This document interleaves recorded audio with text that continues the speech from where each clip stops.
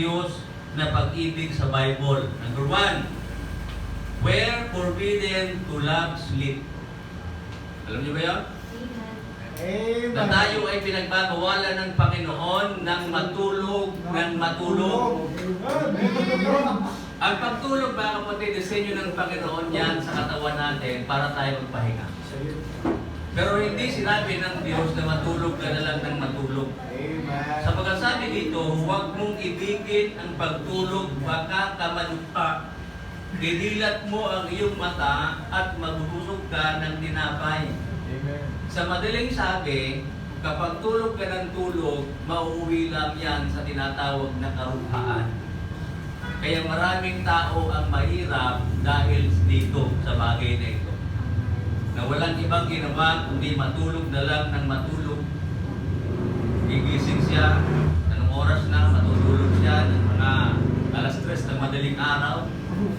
Magigising siya ng alas 3 ng hapon.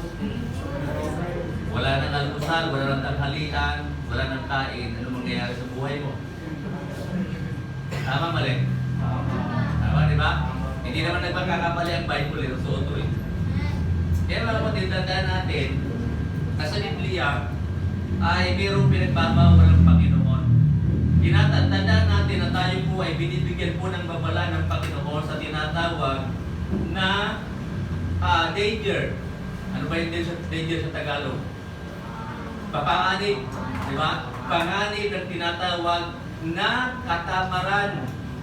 The danger of laziness. Alam po ba ninyo na ang katamaran ay kasalanan sa Panginoon? We are to be busy serving the Lord. Bilang mga mananampalataya, dapat abala tayo sa paglilingkod sa Panginoon. Huwag tayo magitamad sa paglilingkod sa Panginoon. Yan po ang sinasabi ng Bible.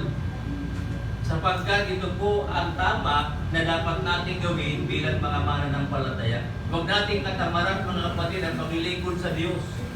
Sapagkat ito ang bagay na pinaka-makabuluhan sa buhay ng tao.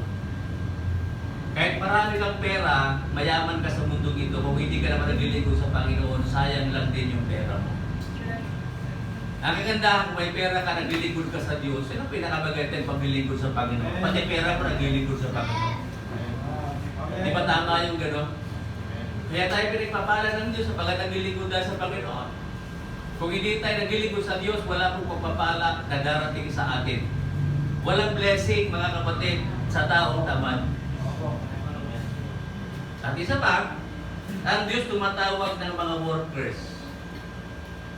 Si Satanas tumatawag ng tamad.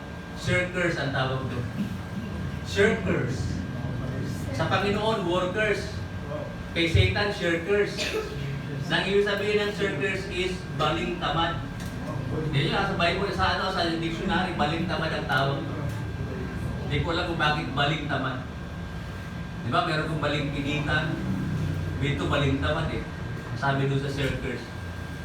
Alam nyo, sa Bible, sabi ni Paul, ang tamad, sabi niya dito, ay huwag pakainin. Thessalonians, 2 Thessalonians 3:10. Nga, alam nyo, nagbibiro lang ako. Pakilagay na dyan. 2 Thessalonians 3:10. Ito ang pamala ni Paul sa mga taga-Thessalonians. Sabi niya dito, for even when we were with you, we commanded you that if any would not work, neither should he eat. Kung tatagalugin natin yan, yung mga tamad ay huwag pakainin. Tama lang na hindi pakainin yung tamad. Bakit mo pakakainin? Eh, tamad ka eh. Kaso problema, yung mga tamad, yun ang malakas kumain. Kakain ng marami, matutulog, tapos kakain ulit. Tapos pag walang pagkain, magagalit. Diba, gano'n? Walang pagkain, magagalit ka pagising mo. Galit ka, walang pagkain. Yun na rin problema, no? O diba? Nakaka-relate kayo. Sapagkat sabi ng Bible, sabi ni, ito pakinggan nyo. Sabi ni Solomon. Si Solomon, pinakamatalindong tao sa buong mundo. Nang sabi niya sa mga tamad ay ganito, Okay? Kung maroon ka sa langgam, ikaw na tamad, masdan mo ang kanilang mga lakad at magpakapantas ka. Sipin mo, sulo mo na, yung tamad na tao, mapupuntahin siya doon sa langgam. Sipin mo, ang langgam, wala na, maliit lang din eh. Di ba? Pero tingnan nyo yung kanilang karakter. Napakasipag nila. Araw-araw nagtatrabaho yung mga yan. Naghahanap ng pagkain. Hindi lang isa, napakadami. Kaya mga langgam, tingnan nyo nag-uusap-usap sila. Ngayon, yung langgam, magsasalubungan yan sila para maghahalikan sila niyan. Nagbubulungan yun. Doon may pagkain doon, punta ka. Takutin natin. Totoo yun, nakala ko sila, nakala yung figure out. Totoo yun. Punta ko doon, tingnan yung mga langgam, di ba? Pagkamay asukal. Pupuntahan nila yan, nakutin nila yan. At ang langgam, tingnan yung kanilang karakter, yung kanilang, 20 ng bigat nila, kahit nilang buhatin. Ganun sila kalakas. Yung mga langgam, kaya lang bumuhat ng higit sa 10 bigat nila, o 20 bigat nila. Ganun sila. At hindi yan tumitigil, hanap ng pagkain, nag-iipon yan ng pagkain. Pag tag-ulan, wala silang ginawa, kundi kahit silang kain. Bakit? May naipon sila eh. Dapat nga sa atin, ano natin bilang mga mananampalataya, huwag natin kalimutan mag-impok. Kahit pa barya-barya lang, sino nagsisave dito ng pera? Di ba? Maganda nagsisave ng pera, di ba? Kasi yari may alkansya yan. Meron siyang alkansya. Pero ang alkansya niya, hanggang 1 linggo lang. Dahil kinubuha ulit, magbibili siya. Hindi, may pera talaga yan. May pera siya, mga papel. 100, 550 pesos, may pera siya. Yun ang ginagawa niyang baon pag walang binibigyan ng mga ayos. So nakakaipon siya. Di ba? Ganun dapat. Nag-iipon tayo lang kahit paunti-unti. Sabi nga nila, kapag may sinuksok, di ba? Tama yun. Pag may sinuksok ka, may dudubot ka. Meron ka kukunin. Yan ang pinaka-importante sa taong matalino na kahit pa paano nag-iipon. Hindi naman siya payamanan. Dahil mayaman ka, nag-iipon ka. Yung mga mayaman na nag-iipon, tayo pa kaya. Dapat tayo nag-iipon, mga kapatid. Paunti-unti lang. Nadami rin yan. Sa loob ng 1 taon, ka 20-20, di ba? Kundan mo yun. Araw-araw meron ng 20 iniipon. At bukod dyan, dapat yung mga bagay na para sa Panginoon, iniipon din natin. Yun ang pinaka-importante sa lahat. Kasi pag iniipon mo yung mga bagay na pera mo sa Panginoon, dadagdagan ng Diyos yan. Ang Diyos ang nagdadagdag doon sa ibinibigay mo sa Panginoon, sapagkat biblical naman yan eh. Kung ano ang sukatan na ginamit mo sa Panginoon, yun din ang sukatan na ipabalik sa'yo. Pag nagbigay ka ng konti, simple, kunti nagpabalik sa'yo. Ang tawag dyan is yung tinatawag na yung law of the harvest. Diba? Pag nagbigay ka, yung isang kabao, yung isang tawag dito, yung isang dakot na palay, pag tinanim mo yun, hindi ba balik sa'yo isang dakot yan? Baka isang ano na yan, isang kaba na yan, isang takal na yun. Marami ang babalik. Pero sa Panginoon, pero mga kapatid, kung nag-iipon lang din tayo, una mag-ipon na tayo sa mga bagay sa Panginoong Diyos. Yung mga bagay na makalangit, yun ang iipunin natin. Ano?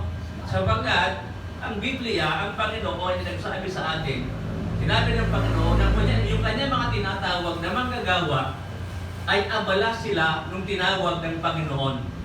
In other words, hindi tumatawag ang Diyos ng tatamad-tamad sa gawain. Hindi tinatawag ng Diyos yan. Ang tumatawag sa Kanya, si Satanas. Di ba? Shirker siya eh. O si Satanas ang tatawag sa Kanya. Kasi ayaw naman siya tawagin ng Panginoon eh. Di ba ganun yun? Pag hindi ka tinawag ng Diyos, hindi rin tatawag sa'yo. O di ba? Dalawa lang naman sila na pwedeng tumawag ng mga manggagawa. Ang Panginoon, tinawag ng Panginoon, si Moses, si David, sila po ay nag-aalaga ng tinatawag na mga tupa. Ibig sabihin, abala sila, pareho, nung tinawag ng Panginoon. Si Elisha, kilala si Elisha? Di ba? Yung kapalit ni Elijah. Tinawag siya ng Panginoon na siya ay nag-aararo. Ibig sabihin, abala siya nung tinawag ng Panginoon sa ministry. And then hindi naman si Peter, si James, si John, sila po ay mga fishermen. Sila ay mga mangingisda. Kung papansinin natin, tinawag ng Diyos itong mga nagtatrabaho ito, na trabaho nila ay hindi naman pangmayaman. Pangmahirap to eh. Magsasaka, mangingisda, nag-aalaga ng tupa, pangmahirap na trabaho yan. Pero bakit sila tinawag ng Diyos? Sapagkat sila yung mga abalang tao na naniniwala ang Panginoon kapag pinagkatiwala sa kanila yung ministry, hindi sila magiging tamad. Sapagkat bawal ang tamad sa Diyos. Naalala ko yung si Duke Quezon doon sa Tapos. Madaling araw pa lang, nandiyan na yan, alas 5. Nagdidibusong kami, nandiyan na, gagal na ikot na yan. Oh, mamata! Tayo, ganito, magtanim tayo. Araw-araw yan, ganun. Ganun siya kasipag. Madaling araw pa lang, iniikot niya na yung Patmos doon sa Tarlac. Eh, ginagawa niya, kung siya nag-ikot, nag-pray siya doon. Samantalang yung iba, nagiging umihilig pa. Mga estudyante umihilig pa. Samantalang siya nag-ikot at siya, mga porok lang, nandun na siya eh. Ibig sabihin, yung tao masipag, merong nararating. Tama? Amen. Yung taong tamad mag-aral, walang nararating yan. Maniwala kayo sa akin. Hanggang pier lang yan, sabi. Sabi, kargador lang sa pier yan. Kargador lang sa palengke. Construction boy. Yan ang nararating ng mga taong tamad mag-aral. Kaya ang tao masipag, sila yung mga nagtatagumpay sa buhay. Ganoon lang naman yan eh. Ganoon ang sinasabi ng Panginoon. At hindi lamang po mga kapatid, ang bagay na ito, yung ipinagbabawal ng Panginoon. Kalwa, una di ba, forbidden to love sleep. Ikalawa, forbidden to love the world. Okay? Forbidden to love the world. 1 John 2:15 to 17. Alam na natin ito. Narinig nyo na ito. Alam nyo na yung mga bagay na pinagbabawal ng Panginoon. Basahin natin hanggang 17. Ready now? Read. Love not the world, neither the things that are in the world. If any man love the world, the love of the Father is not in him. Verse 16. For all that is in the world, the lust of the flesh, and the lust of the eyes, and the pride of life, is not of the Father, but is of the world. Last verse. And the world passes away in the lust thereof. But, okay, ulitin natin ha. But, ready, read. He that doeth the will of God abideth forever. Yan ang maganda dyan, yung but. Di ba? Eh no? But he that doeth the will of God abideth forever. Mga mananampalataya, tanda natin mabuti. At tayo po ay pinagbabawalan ng Panginoon na mahalin ang mundo. Mahalin ang sanglibutan. Ang ibig sabihin nito, mga kapatid, ay hindi po ito yung tinatawag na John 3:16. Di ba? Sa John 3:16 kasi, for God so loved the world. Eh bakit dito? Love not the world. Magkaiba yata. Hindi po. Ang ibig sabihin po niyan ay ganito. Yung First John, ano? First John chapter 2. Tignan nyo 15. Sabi dito sa Amplified Bible. Sabi niya, do not love or cherish the world or things that are in the world. If any man love the world, the love of the Father is not in him. And then sabi po dito, sa verse 16, for all that is in the world, the lust of the flesh. Lust of the flesh, di ba nakalagay dyan? Ang sabi dyan, craving for sensual gratification. Craving for sensual gratification. Ibig sabihin, ito yung desire ng laman. Ito yung pagnanasa ng laman. Ano? And the lust of the eyes. Ibig sabihin, longing o greedy, longing for the mind. Pag sinabing lust of the mind, ito yung greediness. Okay? yung pagiging gahaman, pagiging sakim ng tao. Nasa isip yan, mga kapatid. And the pride of life, ibig sabihin, assurance in one's own resources or in the stability of earthly things. So sa madaling sabi, lahat ito ay mga nasa mundo. Nandito sa mundo itong lahat ng ito. Na ayaw ng Diyos na mahalin natin yung mga bagay na yan.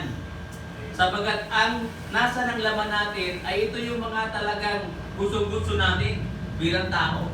Yung kumain ng kumain, di ba? Yung laman, basta paglaman. Alam na natin yan, mga kapatid. Alam niyo ba, nakasalanan ang kumain ng kumain sa Bible? Ang tawag niyang gluttony. Yung sobrang gana, sabi nila. Oo, sabi sa mga mayayaman, sobrang gana. Pag mahirap, patay gutom. Oo, ganun yun eh. Di ba? Ganun ang term nila eh. Di ba? Kapag squatter, di ba? Squatter, di ba? Sa kanila, race, tawag dyan, may natawag dun eh, na pinagaganda nila. Hindi, pero isa eh. Yung ibang tawag nila eh. May tawag sila dun sa squatter. Oo. Sa mga mahirap squatter lang. Ngayon, kapag ikaw ay may kakit sa kanila, allergy. Oo. Sa mahirap, puriko. Puri. Yan. Oo, galis. Pag mahirap. Ganun ang mga terminology nila. Di ba? Kaya nga mga kapatid, yung pagkain ng sobra-sobra, lahat ng sobra masama. Amen. Oo. Kasi pagka sobrang kumain, pag hindi ka naman kumakain, sobrang hindi ka kumakain, hindi naman masama yun. Siguro. Masama ba din, ano? Yung sobrang hindi kumakain, diba? Parang hindi ka na kumakain ng kanin, nagkakasakit ka na, hindi naman tama yan. Alright? So yan ang naman nasa mundo, mga kapatid. Alam niyo ba na ang mundo ay madaling mang-akit? Tandaan niyo, no? Ang mundo madaling mang-akit, mga kapatid. Kaya Kristiyano, nang-akit siya sa mundo. Kaya naiingatan natin yung ating buhay mananampalataya. Sapagkat ang sabi ng Bible, tayo ay umiwas sa mga bagay na makabundong gawain sapagkat ipinagbabawal ito ng ating pong Panginoon. Yung lamang gumagawa ng kalooban ng Diyos ang siyang mananatili or siya po ay mananahan magpakailanman. Alam niyo ba, mayroong pinaka-forgotten word sa mundong ito, sa panahon natin ngayon, sa mga Kristiyano. Yung nakakalimutan natin, yung tinatawag na worldliness. Yung compromising. Nakala natin, nagagawa natin ito, kala natin okay lang, nakakalugod sa Panginoon, pero hindi pala. Diba? Kasi meron ako nakikita kahit ang mga Kristiyano nag-TikTok eh. Diba? Sumasayaw sila. Diba? Meron akong alam eh. Member ng church. Lalaki pati. Nag-TikTok siya. Oh. Sumasabay sila sa takbo ng mundong ito. Kahit Kristiyano sila. Yung mag-TikTok wala namang problema eh. Kung mga verse lang ang pinupost mo doon. Kung mga alam mo na ito'y kalooban ng Panginoon, pwede mong gawin. Pero pag alam mo na hindi naman worldly naman yan, huwag mong gawin, mga kapatid.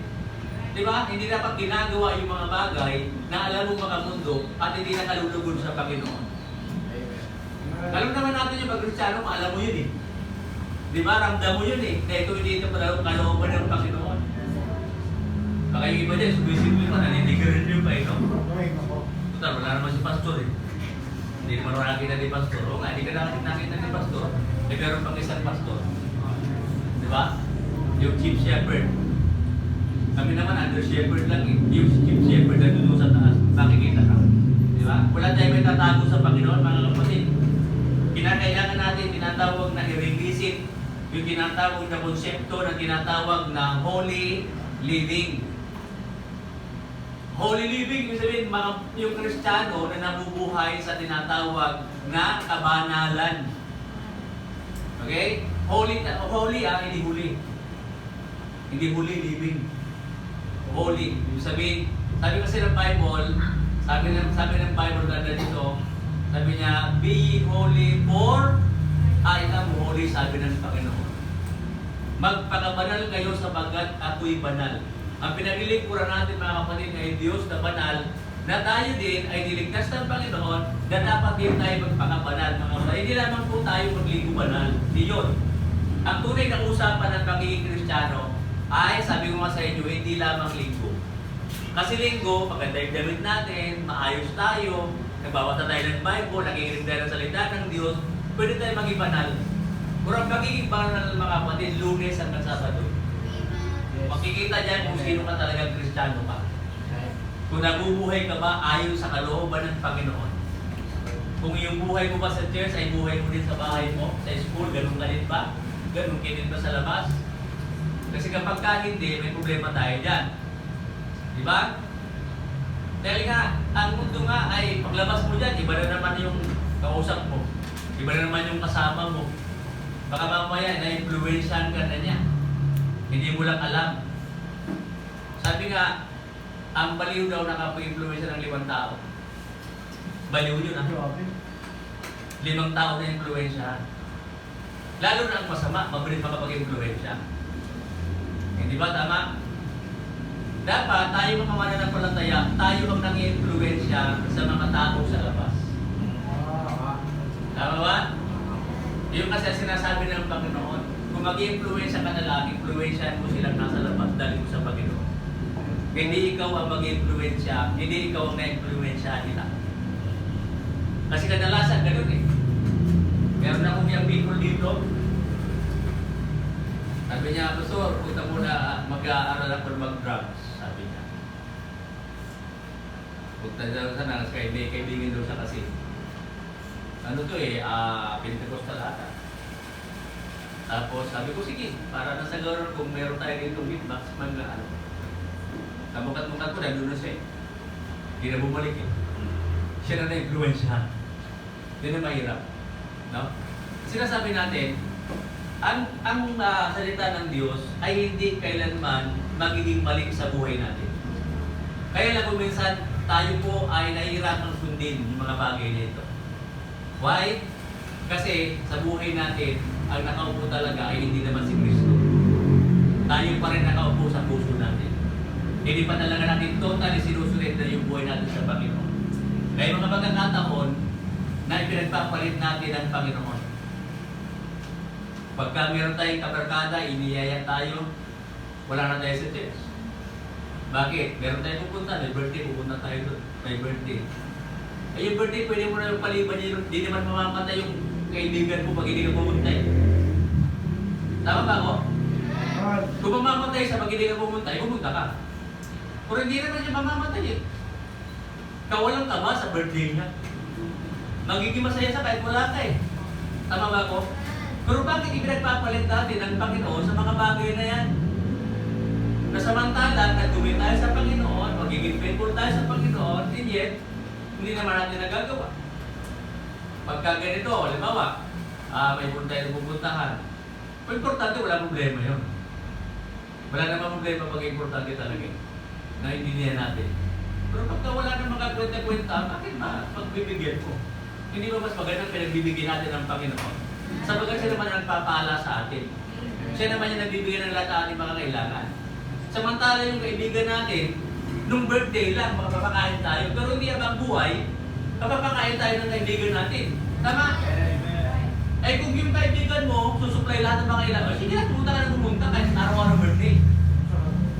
Sige na, mag-birthday ka na, araw-araw pumunta na kita. Dahil ito na lahat ng kailangan mo sinusupply mo. Hindi mo ganoon maganda? Eh kaso walang ganoon eh. Diyos pa din eh. Di ba? Siya pa rin naman. Siya pa rin yung pinakahuli. Nalalapitan natin pag tayo nangangailangan. Pero dapat hindi ganoon. Dapat araw-araw natin sa nilalapitan sapagkat kailangan natin ng Panginoon lalo na po sa panahon na ito. Amen. Na napakahirap mabuhay sa panahon na ito na ang mundo ay pahirap at palala ng palala. Di ba, Kristiyano, di ba? Alam mo, magtatapat talaga siya eh. Kitang-kita mo sa kanya, faithful siya.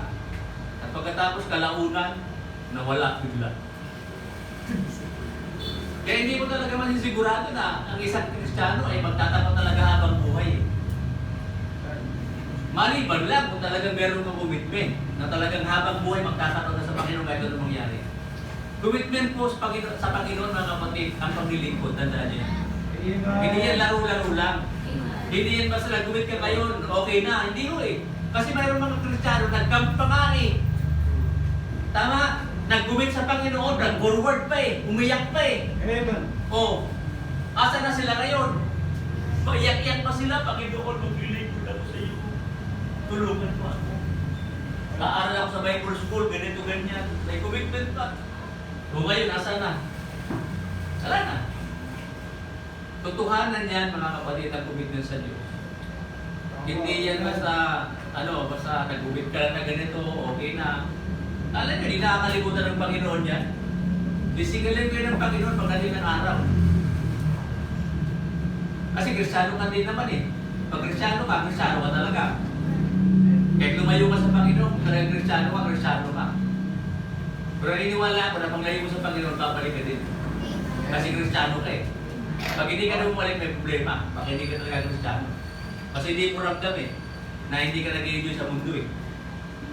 Kasi kapag Kristiyano ka mga kapatid na nyo to, hindi ka kailanman mag-enjoy sa mundo kung wala ka sa kalooban ng Panginoon. Amen. Yung mga Kristiyano lang ang nag-enjoy sa kalooban ng Diyos. Never mga kapatid, ang naging Kristiyano. Kasi iba ang mundo nila. Ngayon, sabi ng Panginoon, love not the world, neither the things that are in the world. Eh, nasa mundo tayo. Paano yan? Paano tayo ngayon magiging banal? Eh, nasa mundo nga tayo. Alam niyo ganito, ang mundong ito ay punong-puno ng kasalanan. Kaya sabi ng Panginoon, mabuhay tayo ayon sa kabanalan. Pwede naman di ba? Pwede natin iwasan lahat ng mga bagay ng mga mundo na naglilingkod tayo sa Panginoon. Hindi pwedeng dual citizen. Okay? Ngayon, ay nasa Panginoon ka. Bukas ay wala na. Hindi ganyan ang Kristiyano mga kapatid. Di ba? Hindi gano'n. Araw-araw yan, oras-oras. Ang Kristiyano ay Kristiyano kahit kailan at hindi nagbabago yan. Kaya saan ka magpunta? Pag Kristiyano ka, panindigan mong Kristiyano. Yung tinatawag na three young men, 3 Hebrew young men sa Bible, sa buong niya. Di ba nanatili sila sa Panginoon? Kahit ano mangyari, hindi sila sumamba doon sa Diyos-Diyosan, doon sa tinatawag na rebulto ni Nebuchadnezzar. Sapagkat meron silang tinatawag na batas. Ang hindi umupo at sumamba doon sa tinatawag na rebulto ni Nebuchadnezzar ay ihuhulog doon sa tinatawag na hurnong apoy. Ang hurnong apoy, mga kapatid, ay isang napakalaki na parang sabihin natin na ano yung hurno? Yung lutuan. Di ba? Naglalagam-lam yun. At nung hinulog sila doon, 7 times pa na pinainit. Natakot ba sila? Nahihulog doon? Hindi sila natakot. Ang sabi nila, kahit hindi kami tulungan ng Panginoon, hindi kami sasamba, kasi ginawa mo na yung naribulto. Ganon sila manindigan. Kristiyano to Ngayon, nung hinulog sila doon, kasi hindi na sila sumambay. Hinulog sila doon. Alam niyo kung sino namatay? Yung naghulog sa kanila. Ano sila eh, natutong sila eh. Nung hinulog sila doon, napasok, natutong sila. Tapos, nung hinulog sila 3, sabi ni King Nebuchadnezzar, bakit 4 na sila? Nag-isa ay parang kawangis ng Diyos. Ang ibig sabihin, pag nanindigan ka sa kalooban ng Panginoon, kasama mo ang Panginoon. Amen. Ang mundo, mga kapatid, paglalaruan lang tayo niyan. Tandaan. Napaka-iksi lang ng pwede nating matanggap na kaligayahan sa mundo. Okay? Tandaan nyo, ang bagay na sa mundo ito, napaka-iksi lang ng kaligayahan na binibigay sa atin. And after that, suffering na. Ganun si Satan eh. Doon tayo itatrap sa mga bagay na yun na maliliit. Diba? Mag-enjoy ka ngayon. Enjoy now and suffer later. Tama? Diba? Ngayon, may magrelasyon ka sa hindi tama na karelasyon. Nag-enjoy ka ngayon. Pero yung suffering niyan, napakahaba. Habang buhay na suffering. Yung maling relasyon mga kapatid, hindi lang ngayon mag-enjoy ka, okay lang ngayon. Tandaan nyo, kaya people. Tandaan nyo, maliit silang na panahon. Pagkatapos niyan, yung suffering niyan, ikaw na ang bahala. Yung consequence. At tatandaan nyo, dapat hindi nangyayari sa Kristiyano. Iingatan natin yung ating pagiging anak ng Diyos. Yan ang sinasabing holiness. Yung testimony natin, iniingatan natin yan araw-araw. Diba? So, si Brother Melchor, gumagamit pa rin ng droga yan hanggang ngayon. Tapos Kristiyano siya. Magiging kapintasan sa kanya. Tama, di ba? Ako ganun din. Kung tumatagay pa rin ako hanggang ngayon. Manginginom ako dati. Di ba? Pinakita niyo ako sa'yo sa inuman, nagkikipag-inuman ako. Nagiging maganda kaya yung testimony ko? Hindi. Pastor ako eh. Tama. Hindi na magpapastor o pagkagano. Mag-step out na ako. Step down na ako sa pagiging pastor pagkagano. Pero hindi ko minsan ginawa yan mga kapatid. Maraming nag-aalok sa akin na uminom ng alak. Pero never kong pinagbigyan.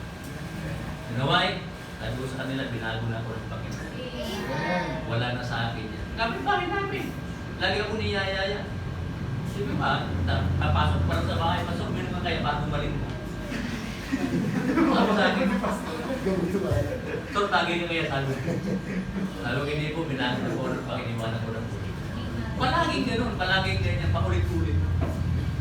Nagsawa, hindi na sila gilito. Wala na gilito sa amin. Kalapit bahay namin. Kasi, pinag-pray ko kasi na hindi naman magkasakit. Hindi naman magkasakit. Na kulibagoy sila lang. Okay? Yan po yan mga kapatid. Ito yung mga bagay na bang nating mahalin. Yung pagtulog, yung mundo. And ikatlo, we're forbidden to love money. Okay, napansin nyo ba na wala ng tao sa pera?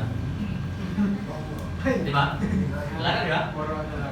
Kasi laging kasabihan, buti pa yung pera may tao. Yung tao walang pera. Buti nanggal. Kaya kayo, nalagay doon mga ipon. Kasi yung pera, hindi naman dadapo sa bulsa mo yan eh. Lilipad na yan. Diba? Ganun kabilis yan. Oo. Tama lang. Sabi ng Panginoon, huwag kong mahalin ang pera. Bawal mga kapatid. Ang pera ay bagay. Walang isip. Walang utak. Walang kakayanan siya. Kaya nga bagay lang siya eh. Dapat ginagamit ng tao. Hindi ang pera ang gumagamit sa tao. Amen. Kasi maraming tao, ginagamit sila ng pera. Kapag marami ng pera, wala nang magawa, eto nang gagawin nila. Okay? Magbabayad sila. Kunwari, meron sa kagalit. Magbabayad sila ng heart killer. Kapatay, 50,000, pwede na. Sabihin, yung pera gumagamit sa kanya. Ang pera, mga kapatid, dahil po ninyo, ay pinagbawal ng Panginoon. Sabi ng Panginoon, sabi ni Paul kay Timothy, sabihin mo ito sa mga mananampalataya, for the love of money is the root of all evil. Hindi naman bawal ang pera. Lain naman dyan. 1 Timothy 6:10. Ayan o. Basahin natin. Ready na ako rin. For the love of money is the root of all evil, which one have committed after they have erred from the faith and their fears themselves through with many sorrows. Yan mga kapatid. So, babasahin ko sa Tagalog. Hindi nyo ha? Hanapin ko muna sa Tagalog. Para maintindihan natin mabuti ang sinasabi ng Panginoon. 1 Timothy, ano yan? 16 ba yan? 6:10, okay. 1 Timothy 6:10. Nagulugin natin. Okay? Asan ba yun? 1 Timothy 6:10. Sabi niya ito. Alright?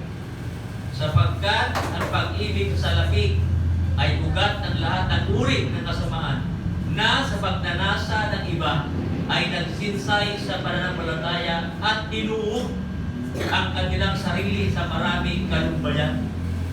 Ayan po sinasabi ng Bible. Okay? Tinuhog ng sarili nila maraming mga kalumbayan. In other words, yung mga tao pala na nagmamahal sa pera, nauuwi lang din sa tinatawag na kalumbayan pagdating ng araw. Pero, di naman sinabi na ng Bible na ang salapi, di ba, ay ugat ng kasamaan. Ang pag-ibig sa salapi, yung word yung pag-ibig. Yung pera, kailangan natin yan. Kailangan natin ng pera. Tama po ba? Walang tao na hindi kailangan ng pera. Pag-estudyante ka, kailangan mo ng pera, pamasahe, ba? Pagkain. Kailangan mo yan. Pero, ang sinasabi ng Panginoon, yung pag-ibig mo sa pera ang mahirap. Napalitan mo na, di ba? Sabi nga, you cannot serve two masters. Yung God and Mammon. Mammon is pera. Kaya nga ang maraming pera, mga kapatid, mahirap maglingkod sa Diyos. Sandali. Pero, hindi ko sinasabi na lahat ng may pera hindi naglilingkod sa Diyos. Maraming may pera naglilingkod sa Panginoon. Yun ang tama. Ang mali, yung maraming ng pera, hindi ka naglilingkod sa Panginoon. Sa Bible, merong pinarningan ng Panginoon. Yung tinatawag na young ruler. Kinausap siya ng Panginoon kasi nagtatanong siya, paano po ba ma-inherit yung tinatawag na kingdom of God? Paano ako makakarating sa langit? Sabi niya. Sabi ng Panginoon, ipagbenta mo o ibenta mo yung lahat ng ari-arian at sumunod ka sa akin. Bigla siyang umalis. Why? Sabi kasi ng Bible, very rich ang tao ito. Tignan niyo ha, basahin natin sa Luke. Chapter 18:23.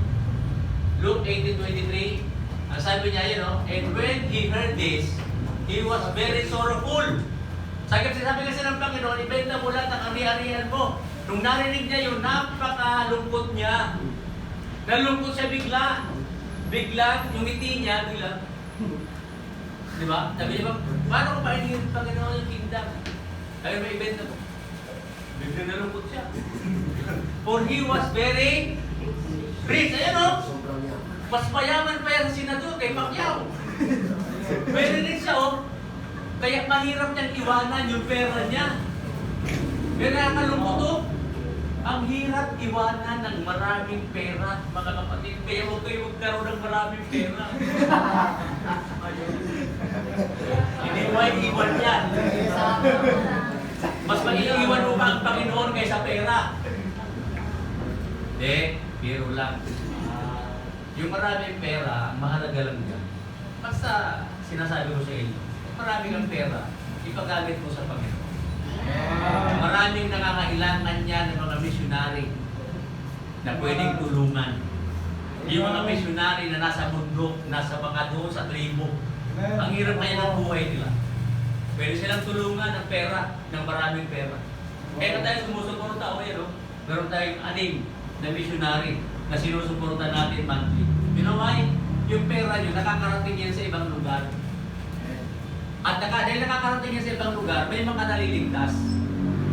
May mga kaluluwang naliligtas. At yung naliligtas kabahagi tayo ng mga kaluluwa na naligtas doon sa lugar na yun, doon sa mga tinutulungan natin. Kaya kayo huwag kayo maghinaya sa mga perang binibigay ninyo. Dahil tama lang na yan ipagamit natin sa Panginoon. Hindi tayo mayaman, tandaan niyo yan. Pero yung commitment niyo sa Panginoon, yun ang magpapayaman sa atin. Kung naniniwala kayo sa sinasabi ng Diyos. Yan ang nagiging dahilan. Yan ang nagiging susi para tayo pagpalain ng Panginoon. 6 pa lang yan, mga kapatid.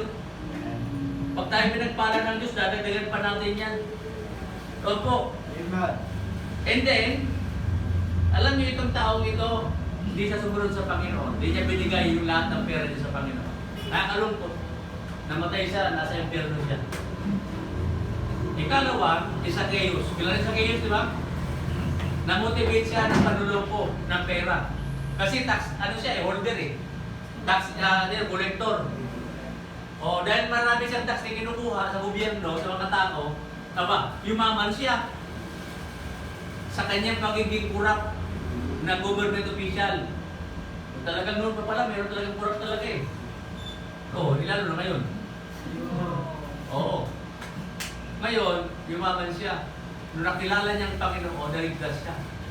Nung naligtas siya, ibinilit niya tatlong balik, tatlong doble.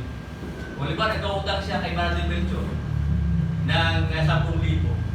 Magiging 30,000 yun. Triple. Oo, may tubo pa. Ganun yun. Binalik niya.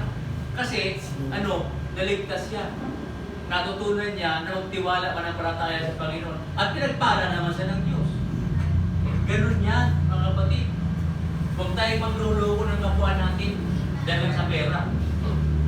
Sabi nga nung isang bata, Nay, bakit pagpunta ko sa school? Pag side view daw ako, kamukha ko daw si Rizal. Kung nakaharap daw ako, kamukha ko si Ninoy Aquino. Ibig sabihin, Nay, anak, mga pera. Mga pera yun.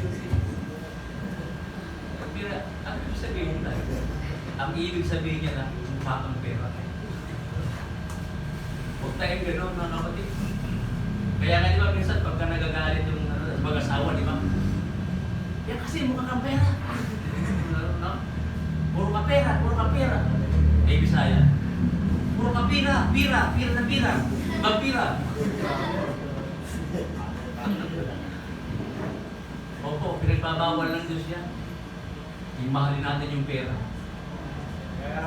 Ang pagmamahal sa pera ay hindi talaga yan ang dapat.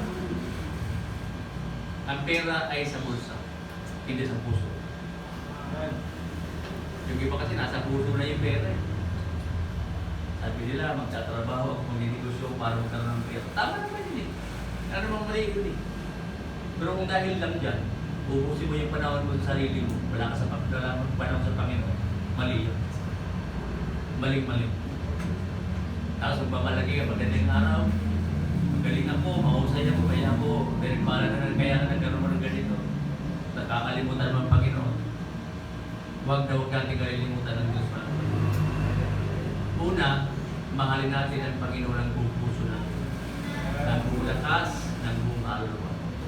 Yan ang utos ng Diyos sa atin. Ito mga bagay na ito, huwag natin itong bigyan ng panahon. Right? Mas maganda na yung pag-ibig natin ay iukol natin talaga doon sa nangangailangan ng pag-ibig natin. Yung mga kaluluwa na kailangan makarinig ng salita ng Diyos. Sila yun. Yung forbidden love, kaya nga forbidden eh. Huwag natin gawa. Forbidden to love sleep, forbidden to love the word, and forbidden to love money. Tatlong bagay ang ayaw ng Diyos na mahalin natin. Tayo po'y tumayo, manalangin tayo. O aming Diyos, makapangyarihan sa lahat, salamat po muli. Sa reminder mo, Panginoon, sa amin, na meron dakilang Diyos na pag-ibig na hindi namin dapat na ginagawa. Hindi dapat namin gawin, Panginoon, bilang mga mananampalataya. Ang disenyo ng katawan namin, Panginoon, ay matulog. Subalit kung ito ay sobra-sobra, ay ito'y kasalanan, Panginoon. Tulungan mo kami, Panginoong Diyos, na baguhin ang mga attitude na kagaya po nito. Baguhin namin, Panginoon, maging abala kami sa paglilingkod, Panginoon, sa iyo. Sa lahat, Panginoong Diyos, ng mga gawain, Panginoon, sa ministry, ay bigyan po namin ng panahon. Yun ang dapat, Panginoon, na dapat mahalin namin. Mahalin namin, Panginoon, ang mga tao na hindi pa po nakarinig na salita ng Diyos. Mahalin namin, Panginoon, ang iyong gawain. Mahalin ka namin una sa lahat, Panginoon. At mahalin namin ang kapwa namin ng gaya ng pag-ibig namin sa sarili namin, Panginoon. O Amang Banal, salamat po. At huwag namin din, Panginoon, mahalin ang mga bagay sa sanlibutan ito. Sapagat ang Diablo, Panginoon, ay patuloy po na kami po ay inaakit, Panginoon. Inaakay patungo, Panginoon, sa Kanya. Patungo palayo, Panginoon, sa iyo. Ngunit nagilan Diyos, tulungan mo kami na kami po ay maging matatag sa buhay na ito. May mga challenges, Panginoon, na kailangan po namin mapagtagumpayan. At hindi po namin ito magagawa kung hindi kami, Panginoon, sa inyo aasa. Sapagat kung kami malayo sa iyo, wala kaming magagawa, Panginoon. Tunay nga na ang lakas namin ay galing sa iyo, karunungan ay galing sa iyo. Lahat, Panginoon, ng aming pangangailangan sa iyo nang gagaling. Kaya naman hindi kami pwedeng lumayo, Panginoon, sa kalooban po ninyo. Kagaya ni David, Panginoon, lumakan po siya sa ayon sa iyong panatutunan. Ganoon din naman, Panginoon, ang nais namin, Panginoon Diyos, bilang inyong mga anak. Makita sa amin yung kabanalan, Panginoon. Yung pagiging holy, yung pagiging pasunurin, Panginoon, sa iyong kalooban ng ilang Diyos. Mabuhay kami bilang mananampalataya. Linisin mo kapag kami patuloy, Panginoon, at dugo ng aming Panginoong Jesucristo. Nawa magsilbi po kaming mabuting ehemplo sa lahat, Panginoon, ng mga nakakilala sa amin, sa tahanan namin, sa komunidad namin, sa subdivision namin, Panginoon, o sa lahat tinitirhan namin, Panginoon. Makilala kami ng mga tao na kami ay tunay na tagasunod ni Kristo. Kami alagad ng aming Panginoong Jesus, na kami, Panginoong Diyos, ay magiging tapat at magiging banal, Panginoon, sa bawat araw. At wag po namin, Panginoong Diyos, mahalin ang salapi. Ang pera ay bagay lamang, Panginoon, na ginagamit ng tao. Hindi dapat namin, Panginoon, mamahalin yung mga bagay ng ilang Diyos na ayaw kong mahalin namin, Panginoon, bilang inyong mga anak. Sabagat ang pagmahal namin ay dapat lamang namin maiukol namin sa Diyos na makapangyarihan sa lahat, na aming pinaglilingkuran, na aming pong sinasamba at aming dinadakila sa buhay namin. Salamat po ng marami, Panginoon, na umaga po ito. Meron kami mga kapatid, Panginoong Diyos, meron po mga kabigatan sa buhay. Kaya umaga po ito, pag-aalin mo nga po, Panginoon. Tulungan mo siya na magtiwala sa sayo. Tulungan mo siya, Panginoon, na maging tapat, Panginoon, sa inyo. Maniwala, Panginoon, sa kaya niyong gawin sa buhay niya. Sabagat wala pong problema, Panginoon, na hindi niyo kayang bigyan ng solusyon ng ilang Diyos. Salamat po, Panginoon, sa mga may karamdaman na gumaling po sila dahil sa amin po nga panalangin. Kung meron kayo mga ginamit, Panginoon, mga kasakapan, ang mga doktor, Panginoon, mga medisina, Panginoon Diyos, ngunit kayo pa rin napapagaling, Panginoon, sa lahat ng karamdaman ito. Muli, Panginoon Diyos, ingatan mo kami sa aming pansamantalang pag-iway-hulay. Baunin po namin, Panginoon, ang mensahe na natutunan po namin ng umaga po ito dakilang Diyos. Pag-alis namin, Panginoon, sa iglesia ito, sa paglabas namin ng pintuan, Panginoon, ay dala pa rin namin, Panginoon, yung mga bagay na pinaalala mo, Panginoon, sa amin ngayong bagang ito dakilang Diyos. Pagpalain mo, Panginoon, bawat isa, aming dalangin sa pangalan ni Jesus. Amen. Manatili po tayo nakatayo. Ulitin po natin ang ating I'm giving. Tayo po'y magbigay sa Panginoon ng pasaya. Ready now, sing. I'm giving because I love Jesus. I'm giving because I love Him. Brother T, magpag-pray. Asa si Brother T? Ganun ba? O sige. Brother T na lang. Let's pray. Salamat po muli, Panginoon, sa umagang ito, Panginoon. Salamat po sa inyong mga salita. Paalala, Panginoon, sa buhay ng bawat isa sa amin, Panginoon. Lord, salamat din sa buhay ng mga pastor, Lord. Lalo na si Pastor Sani, Panginoon, na nag-encourage, Panginoon, sa amin. Mabuti na may pagpalain mo rin ang kanilang pamilya, Panginoon. Salamat din po, Panginoon, sa mga magbibigay ng kaloob. Naway, bigyan mo sila ng biglang masayang puso sa kanilang pagbibigay, Panginoon. Dahil naniniwala kami, Panginoon, na ito, Panginoon, ay binabalik mo sa buhay ng bawat isa sa amin. Salamat po muli sa dahanan na ito. Nagpalain mo kami sa pangalan ni Jesus. Amen. Sige po, tayo po ay